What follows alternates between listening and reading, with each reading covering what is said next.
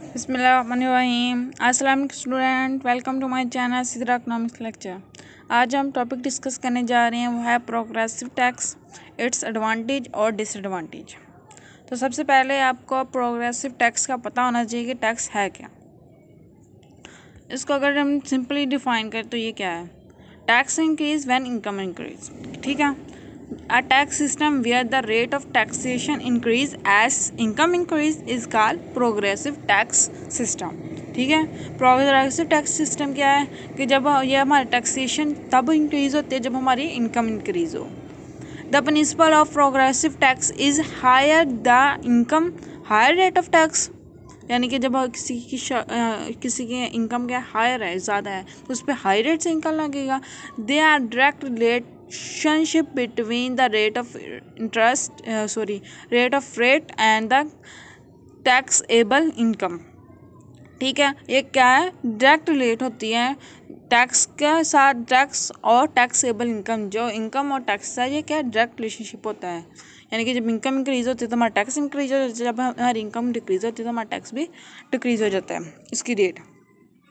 अगर हम इसकी एग्जांपल देखें, for example a person which an income is ₹10,000 मे पे ₹100 एज इनकम टैक्स। ठीक है, इस अगर किसी शख्स की आमदनी 10,000 है और वह ₹100 इनकम टैक्स पे करें, it's mean 1% of his income.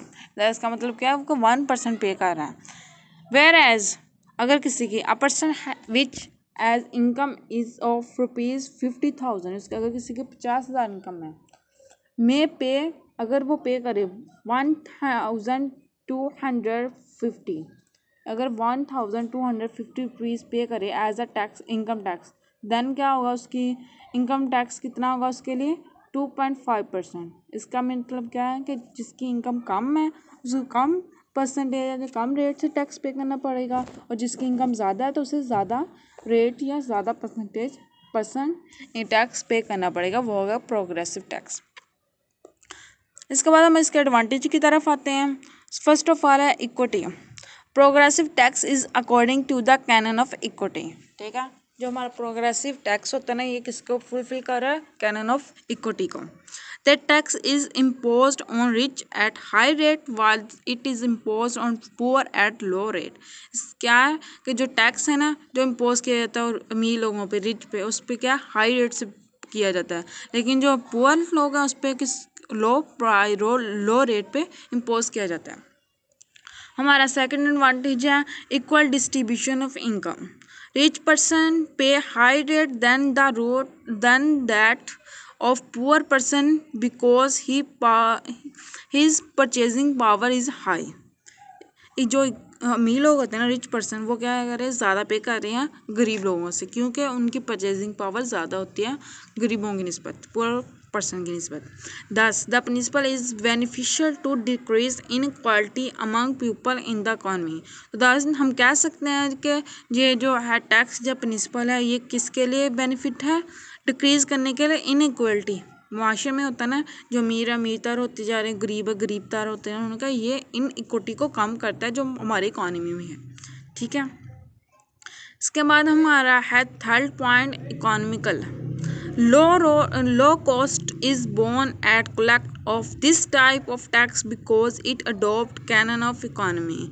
The cost of tax collect is borne according to tax rate. Economically कैसे है, क्योंकि ये इनकी जो कलेक्ट करने में, जो अमाउंट कलेक्ट करने में टैक्स, उस पर कम कॉस्ट आती है, इसलिए ये कैनन ऑफ इकोनॉमी को फुलफिल कर रहा होता है। इसके बाद हमारा आता है इलास्टिक किस तरह है, the rate of tax can be increase to increase public revenue. Elastic किस तरह है कि जब भी हुकूमत को, जहाँ पब्लिक गवर्नमेंट को कहते हैं, ठीक है, गवर्नमेंट को जब भी अपनी इनकम बढ़ानी होती है, रेवेन्यू बढ़ानी होती है, तो देन क्या करते हैं, वो रेट ऑफ टैक्स को इंक्रीज़ कर देती है। देन हम इसको कह सकते हैं कि ये इलास्टिक है, जब गवर्नमेंट को ज़्यादा रेवेन्यू की ज़रूरत है तो वो ज़्यादा रेट से टैक्स लगा देता है, अगर उसको कम इनकम की ज़रूरत है वो कम रेट से रेट ऑफ टैक्स लगाती है। इसके बाद हमारा 5 पॉइंट है opportunities of employment. Wealth transfer from rich to poor by application of this principle. जब हम प्रोग्रेसिव टैक्स के अकॉर्डिंग टैक्स लेंगे तो देन क्या होगा, वेल्थ जो यानी कि मनी ट्रांसफ़र कहाँ हो जाएगी, रिच टू पुअर, पुअर की तरफ ट्रांसफ़र होगी। देन क्या होगा, margin propensity to consume increase. Then हमारी जो MPC क्या होगी, वो इंक्रीज़ हो जाएगी। Due to it investment increase and people get employment opportunity. इसकी वजह से क्या होगा, गरीब लोग भी जब उनके पास ज़्यादा इनकम होगी तो वो भी इन्वेस्टमेंट कहीं ना कहीं करेंगे, तो देन क्या होगा, हमारी इन्वेस्टमेंट इंक्रीज़ होगी और लोगों के पास अपॉर्चुनिटी होगी एम्प्लॉयमेंट की। इन्वेस्टमेंट से अपॉर्चुनिटी ऑफ एम्प्लॉयमेंट किससे होती है, जब हम न्यू इन्वेस्टमेंट करेंगे तो जो वहाँ पे इन्वेस्टमेंट कर रहे होते हैं वहाँ पे भी उन्हें ज़रूरत होती है ना काम संभालने के लिए, तो इस तरह क्या होता है, एम्प्लॉयमेंट की अपॉर्चुनिटी बढ़ती है। और हमारा लास्ट बेनिफिट है जो एडवांटेज है, to control economics fluctuation. Economics fluctuation को कंट्रोल करता है progressive tax. Economic fluctuation is controlled in the economy by this type of tax. हम अपनी इकोनॉमी की फ्लक्चुएशन को कंट्रोल कर सकते हैं दिस टाइप ऑफ टैक्स की वजह से। The purchasing power is controlled by impose of high rate of interest during inflation. अगर हम अपनी परचेजिंग पावर को कंट्रोल करना चाहते हैं तो देन हम क्या करेंगे, इंटरेस्ट रेट ज़्यादा हाई रेट ऑफ टैक्स कर देंगे इन्फ्लेशन के दौरान। इन्फ्लेशन क्या होती है कि too much money चेजेज of few goods, यानी कि बहुत ज़्यादा पैसे हमारे पास हो जाए हमारी कंट्री में लेकिन हमारे पास इतनी गुड्स ना हो, तो देन क्या होगा कि बहुत ज़्यादा पैसे आपको दे के थोड़ी सी चीज़ मिलेंगी, तो वो हमारी कंट्री में क्या होगा, इन्फ्लेशन होगा। अगर हमारी कंट्री में इन्फ्लेशन है यानी कि सर्कुलेशन ऑफ मनी ज़्यादा है, तो देन हम क्या करेंगे, हाई रेट ऑफ टैक्स लगा देंगे, जिसकी वजह से क्या होगा, लोगों से पास जो भी मनी है, जहाँ एक्स्ट्रा मनी है वो कहाँ चली जाएगी, गवर्नमेंट के पास चली जाएंगी, तो हमारी जो इकोनॉमी से फ्लक्चुएशन हो रही है वो कंट्रोल हो जाएगी। While rate of tax is decreased during a deflation, then investment increase। अगर हम इन्फ्लेशन के अदर साइड देखें, वो होता है डिफ्लेशन, यानी कि मनी सर्कुलेशन ऑफ मनी बहुत कम है लेकिन गुड्स ज़्यादा है, तो उसमें क्या होता है, आपको मनी की ज़रूरत होती है लोगों को, तो देन क्या होती है, हुकूमत क्या करती है, रेट ऑफ टैक्स डिक्रीज़ कर देती है डिफ्लेशन के अकॉर्डिंग। देन क्या हो जाती है, इन्वेस्टमेंट इंक्रीज़ हो जाती है जब लोगों के पास पैसे होंगे, ठीक है, क्योंकि रेट क्या है, कम है टैक्स का, तो लोगों के पास पैसे बच जाएंगे, वो क्या करेंगे, देन जो पैसे उन्हें बचे हैं वो सेविंग करेंगे, सेविंग का देन वो इन्वेस्टमेंट कर देंगे, वो तो हमारी इन्वेस्टमेंट इंक्रीज़ हो जाएगी। अगर हमारी इन्वेस्टमेंट इंक्रीज़ हो जाएगी तो हमारी अपॉर्चुनिटी ऑफ एम्प्लॉयमेंट बढ़ जाएगी, हमारा इकॉनमी डेवलपमेंट की तरफ जाएगा। ठीक है, ये थे इसके एडवांटेज। देन हम इसके आते हैं डिसएडवांटेज की तरफ। डिसएडवांटेज सबसे फर्स्ट ऑफ ऑल है डिस्करेजमेंट ऑफ सेविंग।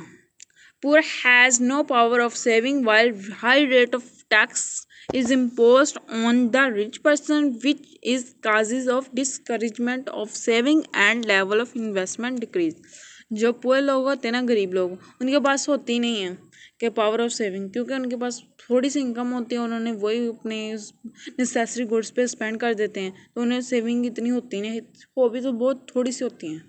लेकिन हम जो मेन होता है इकॉनमी को डेवलप करने का, जहाँ इन्वेस्टमेंट का पोर्शन होता है, वो क्या होता है, जो रिच पीपल होते हैं वो इन्वेस्टमेंट करते हैं, वही सेविंग करते हैं। तो अगर हम गरीब लोगों से कम लेंगे, अमीर से ज़्यादा लेंगे, देन क्या होगा, अमीर पर्सन ने जो सेविंग करनी थी देन वो उससे इन्वेस्टमेंट करनी, वो क्या करेगा, रेट ऑफ टैक्स में दे देगा, टैक्स वो पे कर देगा। देन क्या होगा, अगर उस टैक्स पे कर जाएगा, उसके पास कम इनकम होगी, अब कम होगी तो वो सेविंग भी कम करेगा, देन इन्वेस्टमेंट भी हमारी कम हो जाएगी। हमारा सेकंड डिसएडवांटेज है वो है टैक्स इवेल्यूशन।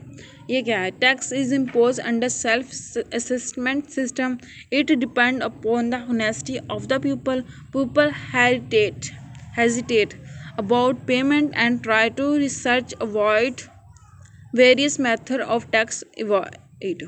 ठीक है, ये टैक्स होता है ना प्रोग्रेसिव टैक्स, ये जो होता है सेल्फ असेसमेंट वो होता है कि खुद लोगों ने पे करना होता है, इसलिए क्या होता है, इसलिए उनकी ईमानदारी ऑनेस्टी पे डिपेंड करता है। पीपल क्या कहते हैं, हेजिटेट होते हैं इसकी पेमेंट करते वक्त, और वो ऐसे कोई तरीके ढूंढते हैं कि देन उसे ये टैक्स पे करना ना पड़े। और हमारा थर्ड पॉइंट है डिसएडवांटेज का, loss of revenue. People keep their income secretly due to tax evasion and put wrong entry in tax return.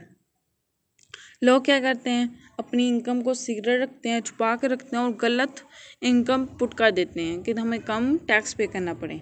इसके वजह से क्या होता है, it is causes of losses और टू पब्लिक रेवेन्यू। इसकी वजह से होता है कि जो गवर्नमेंट की रेवेन्यू होती है वो कम हो जाती है, उसमें लॉसेस हो जाते हैं। इसके बाद हमारा आता है फॉर डिसएडवांटेज, वो है सोशल इवल्स, माशरती बुराइयाँ। Tax payer research various methods of tax evils which the correlation of staff of income tax department. The social evil like dishonesty and corruption are produced due to this reason. जब उन्हें जो होता है tax payer वो क्या करता है, research करता है नहीं उन्हें मेथड कि हमें टैक्स ना पे करना पड़े, तो देन क्या करता है वो इनकम डिपार्टमेंट वाले जो स्टाफ होगा उनसे कोलैबोरेट करता है कि आप उनसे कोलैबोरेट करता है। देन वो क्या कौन कौन से तरीके ढूंढता है, डिसऑनेस्टी करता है और करप्शन वगैरह यानी कि रिश्वत वगैरह दे के वो टैक्स से बचने की कोशिश करते हैं। इसके बाद हमारा लास्ट डिसएडवांटेज है वो है concept of social welfare. It has no correct concept of social welfare. Social welfare is determined by mental satisfaction. It is not necessary that collect amount of tax from rich is spent on the welfare of poor person, and the rich person could not get benefit. उन्होंने क्या है इसमें क्या है concept of social welfare क्या है कि उन्होंने आपको सोशल वेलफेयर का कॉन्सेप्ट ही गलत बता दिया है। सोशल वेलफेयर का जो होता है ना, सोशल वेलफेयर किसी मनी या टैक्स ज़्यादा पे करने से नहीं होता, वो इस क्या से होता है, मेंटली सेटिस्फेक्शन होनी चाहिए, मेंटली सुकून होना चाहिए। देन अगर टैक्स अमीर लोग ज़्यादा पे करें या कम पे करें उससे हमारा सोशल वेलफेयर नहीं होता उनका, क्योंकि अगर हम इंसान का मेंटली स्टेबल होगा देन ही हमारा सोशल, हम बेटर काम करेंगे तो हमारा सोशल वेलफेयर होगा। आई थिंक आपको प्रोग्रेसिव टैक्स समझ आ गया होगा। Thank you so much. Please subscribe my channel, like and share my video. Thank you so much.